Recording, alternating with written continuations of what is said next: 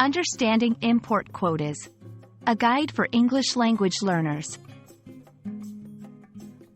Hello everyone. Today, we're going to explore a key concept in international trade, import quotas. Understanding this term is not only crucial for those interested in economics but also for anyone looking to enhance their business English vocabulary. Let's dive in and demystify import quotas together.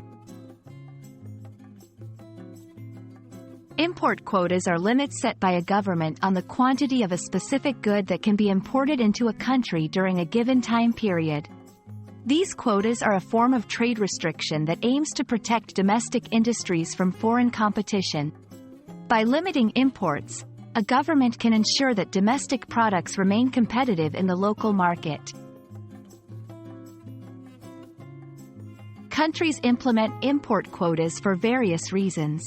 1. Protecting domestic industries. By limiting foreign competition, domestic industries can grow and thrive.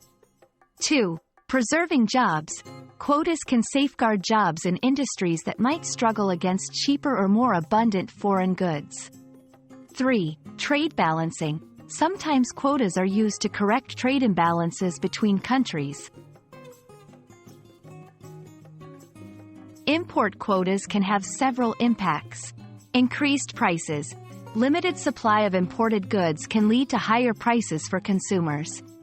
Domestic industry growth. Local industries might see growth due to reduced foreign competition. International relations. Quotas can sometimes lead to trade disputes between countries. Let's look at some real-world examples. A country might set a quota on imported cars to support its own automobile industry. Agricultural products like wheat or corn might have quotas to protect local farmers.